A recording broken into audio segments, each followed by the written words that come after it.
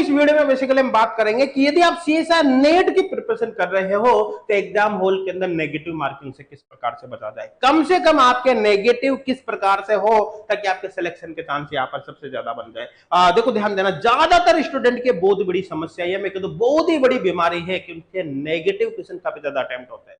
वो 10 question attempt करते हैं, पता चलता है उनसे 4 क्वेश्चन नेगेटिव हो गए, 5 क्वेश्चन नेगेटिव हो गए, 100 क्वेश्चन उन्होंने अटेम्प्ट किया, पता चलता है कि आधे 50% उनके नेगेटिव हो रहे। इतनी नेगेटिव कभी भी नहीं होनी चाहिए। ध्यान देना, आपके नेगेटिव मार्किंग, नेगेटिव अटेम्प्टिंग 10% से ज्यादा होनी नहीं चाहिए।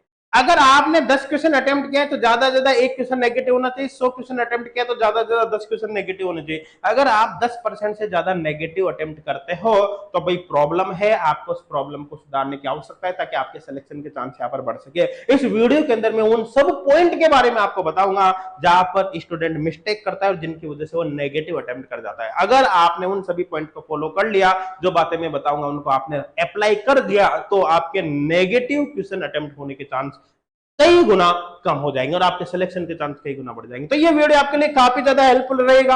आप इस वीडियो को अपने फ्रेंड्स तक भी जरूर शेयर करना ताकि ये इंफॉर्मेशन उनको भी मिल सके। साथ के साथ यूट्यूब चैनल को जरूर सब्सक्राइब कर लेना ताकि आने वाली हर वीडियो के नोटिफिकेशन आपको मिलता रहे। तो चलिए यहाँ पर वीडियो की हम शुरुआत करते हैं। देखो दोस्तों, ध्यान देना, हमेशा आप कई बार स्टूडेंट क्या होता है, करेक्ट इनकरेक्ट के चक्कर में पड़ जाता है। एक्चुअली क्या होता है, कई क्वेश्चन ऐसे होते हैं जिनमें पूछता है कि इनमें से कौन सा करेक्ट है, इनमें से कौन सा इनकरेक्ट है।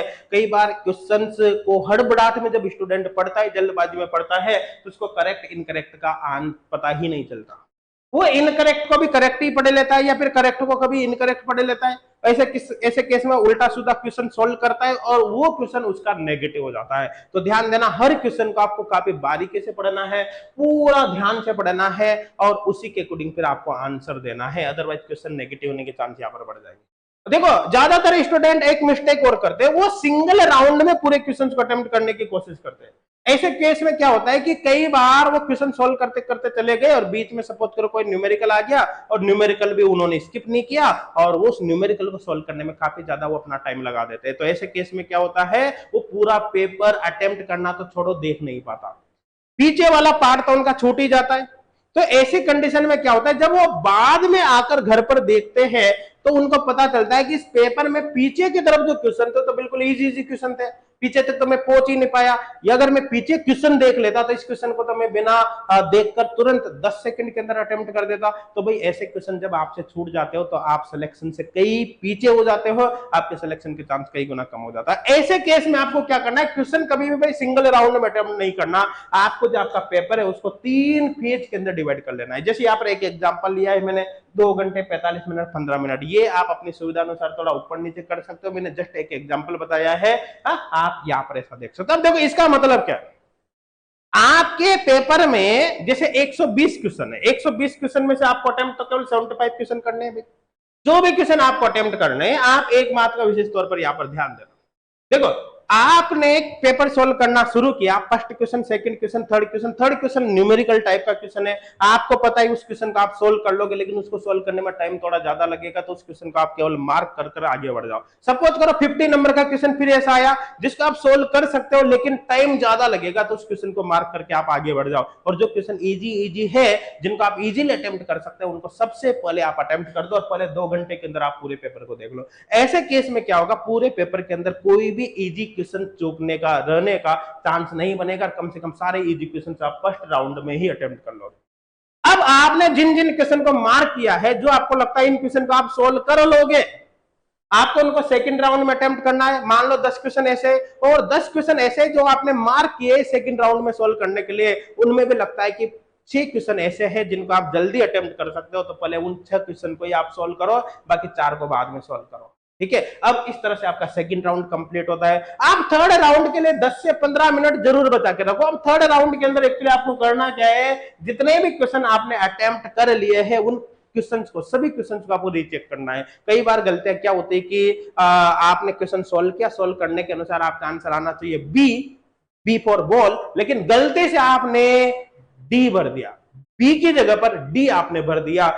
सपोज करो इस तरह की गलती हो गई, तो थर्ड राउंड के अंदर जब आप अटेम्प्टेड क्वेश्चन को चेक करोगे तो इस तरह की जो भी गलती आपने की होगी आप उसको इंप्रूव कर लोगे और नेगेटिव क्वेश्चन अटेम्प्टिंग से यहाँ पर आप बच जाओगे। आपको क्या करना है, अगर आपका एग्जाम बिल्कुल पास में आ गया भाई, ज्यादा समय आपके पास नहीं बचा है तो उस कंडीशन में आपको न्यू टॉपिक को तो बिल्कुल भी नहीं छेड़ना। कई बार स्टूडेंट क्या होते हैं, एग्जाम के एक दिन पहले भी नया टॉपिक पढ़ते रहते हैं और उनको लगता है कि ये टॉपिक मैंने अभी तक पढ़ा नहीं है तो इसको मैं पढ़ के कोई यहाँ पर तीर मार दूंगा। आपको ऐसा बिल्कुल भी नहीं करना। आपको क्या करना है, जो लास्ट टाइम बचा हुआ है उसमें केवल और केवल रिवीजन पर फोकस करना है। अगर आपने शॉर्ट नोट्स बना रखे हैं तो रिवीजन आपको बेसिकली शॉर्ट नोट से करना है। ऐसे केस में आप पूरे सिलेबस को बहुत जल्दी से यहाँ पर रिवाइज कर पाओगे।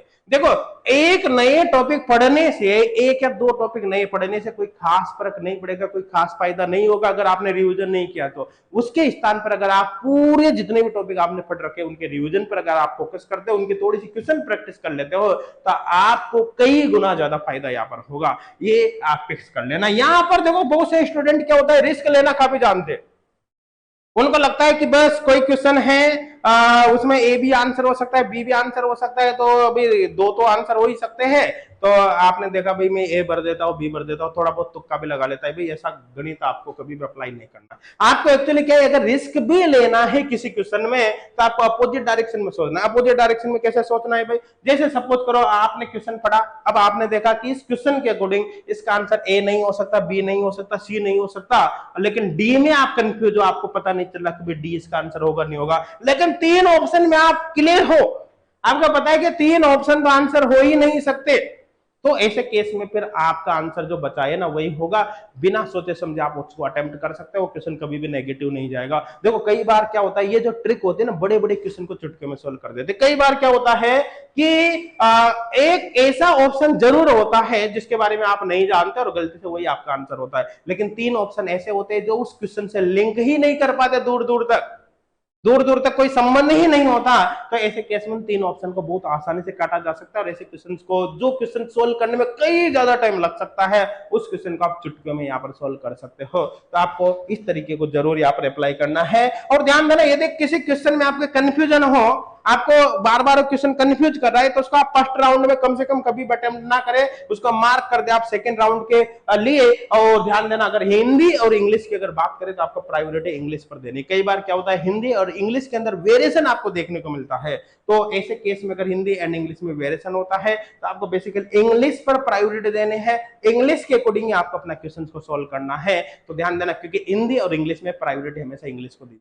अब यदि आप specially CSR net chemical science की प्रिपरेशन कर रहे हो तो एच गुड क्लासेस पर आपको सीएसआर नेट केमिकल साइंस का फ्री ट्रायल ऑनलाइन कोर्स मिल जाएगा। ये जो फ्री ट्रायल ऑनलाइन कोर्स है 5 दिन के लिए फ्री ऑफ कॉस्ट वैलिड रहता है। अब देखिए, इस फ्री ट्रायल कोर्स का आप दो प्रकार से यूज में ले सकते हो। दो प्रकार से कैसे, सपोज करो आपका एग्जाम बिल्कुल पास में आ गया, तो और आपको सपोज करो कि एक दो टॉपिक ऐसे हैं जो आपको पढ़ने हैं, या फिर मैं कह दो आपको कुछ टॉपिक में कहीं पर डाउट है, तो आप इस कोर्स के थ्रू से आप उन डाउट को सॉल्व कर सकते हो। क्योंकि इस कोर्स के अंदर आपको फुल ऑनलाइन कोर्स का 100% सिलेबस मिलेगा, मतलब जो कंटेंट आपको फुल में मिलेगा वही आपको इसमें मिलेगा। अब आप इससे किसी भी चैप्टर को पढ़कर देख सकते हो, चाहे वो केमिकल काइनेटिक्स हो, चाहे इलेक्ट्रोकेमिस्ट्री हो, चाहे फिर वो यहाँ पर कोऑर्डिनेशन केमिस्ट्री, ऑर्गेनोमेटेलिक केमिस्ट्री हो, inorganic reaction mechanism, organic reaction mechanism, सब कुछ आपको इसमें मिल जाएगा। तो ऐसे केस में अगर मान लो आपको एक दो टॉपिक की नीड है तो आपको फुल कोर्स ज्वाइन करने की जरूरत नहीं है। क्यों, आप उनको फ्री ट्रायल कोर्स से पढ़कर अपने सारे कॉन्सेप्ट को यहाँ पर क्लियर कर सकते हो। दूसरी बात, अगर आपको फुल ऑनलाइन कोर्स ज्वाइन करना ही है तो भी आपको फायदा होगा। क्यों, क्योंकि फुल ऑनलाइन कोर्स ज्वाइन करने से पहले ही आप देख चुके हो कि कोर्स के अंदर कंटेंट कैसा है, तो फिर आपके दिमाग के सारे कंफ्यूजन यहाँ पर दूर हो जाएंगे। तो दोस्तों, आप फ्री ट्रायल कोर्स को जरूर ज्वाइन करें। ये फ्री ट्रायल कोर्स को ज्वाइन करने का जो लिंक है वीडियो के डिस्क्रिप्शन में आपको मिल जाएगा। इसको ज्वाइन करने के लिए गूगल प्ले स्टोर से आपको H good classes application download कर लेना है। कोई भी दिक्कत आए तो आप हेल्पलाइन नंबर पर कांटेक्ट कर सकते हैं। एप्लीकेशन को डाउनलोड करने का लिंक आपको वीडियो के डिस्क्रिप्शन में मिल जाएगा। Thank you.